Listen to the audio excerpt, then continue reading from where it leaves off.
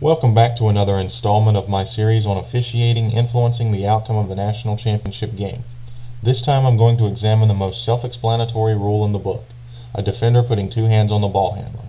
Rule 10, Section 1, Article 4 lists 4 actions that always constitute a foul on a player with possession of the ball. The focus is the highlighted part, 4B. Unfortunately, this video will be in 480i definition because my 720i version of the game does not have the cutscenes by the broadcaster, and one of the fouls in this series is clearly shown in one of the cutscenes. Let's get started. If you remember back to the previous video on traveling, one of the missed traveling calls resulted in 2 fouls on North Carolina and a made 3-point shot by Villanova. This clip is the second of those 2 fouls. It is a legitimate foul call because the action perfectly fits the definition in the rulebook, but it would not have happened if the referees had made the original traveling call. As we can see from this still frame and the next 2, North Carolina's Marcus Page has 2 hands on his defender. By Rule 10.1.4b, this is a foul and should be called, and the official at the top of the image wastes absolutely no time in making the call. Next, we are going to see this same foul in real-time speed. The clip begins with Villanova's Phil Booth driving into the lane, doing a 360 pivot, and kicking it out to Jalen Brunson. This is where the foul occurs. Roll the clip. Getting through, taking the shortcut. Now Booth able to drive in and come back outside with it. Brunson. Now let's look at North Carolina's opening possession of the game. North Carolina's Justin Jackson receives a pass on a circle cut at the top of the key.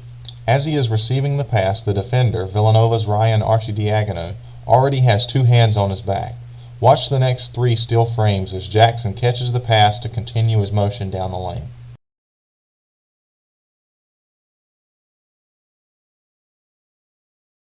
At this point, Jackson has possession of the ball and Arcidiacono still has 2 hands on him. By rule, this is a foul, yet it is not called. In a twisted sense of irony, it is amazing how the very first 5-on-5 half-court possession of the game foreshadows the terrible officiating throughout the game. Also take notice of the position of the officials on the floor. The referee with his back to the current camera angle does not have the viewpoint to see Arcidiacono's hands on Jackson's back. However, the referee at the top left should definitely see it because the game action is coming from his zone of the floor, and the referee on the baseline seems to have no players between this play and his line of sight. One of these 2 referees should see an obvious foul like this. Let's look at this possession in real-time speed before I show you the same possession from an alternate camera angle. Great chance for the Wildcats. Brunson took it to the hole quickly. That's going the other way. This is a frame of the same play taken from the baseline camera angle. A foul this obvious has to be called. We can even see the official at the top of the court, and he has pretty good position to see the Arcidiacono's right hand on the back of Jackson, and he should be able to see the other hand extended. One of these 2 officials needs to see and make the right call, but instead the referee with no viewing angle ends up calling a kicked ball on North Carolina. This has to be one of the worst calls of the entire game. To have a kicked ball, a player must deliberately extend a leg in order to contact the ball. Jackson falls on top of the ball, which is accidental kicking. I don't see how you can call a kick ball when you are fouled by 2 different players on 2 different sides and fall on top of the ball. Absolutely horrible. Let's see this angle in real-time speed and watch for all 3 events: the 2 hands foul, the reach in from the opposite side, and the non-existent kicked ball. Defense, anytime the ball is in the paint, we'll have a bunch of guys swarming, active hands, getting down on the ground. Villanova.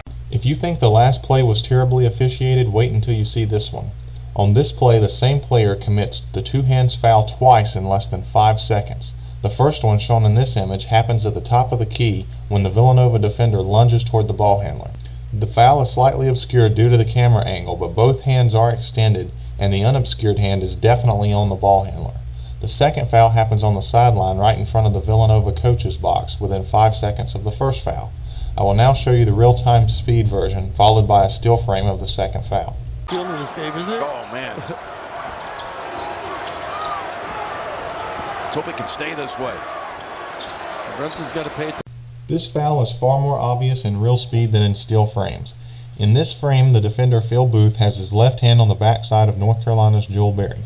Watch over the next few still frames as the left hand stays on the ball handler and the right hand comes down onto the ball handler as he switches defensive assignments on the dribble handoff.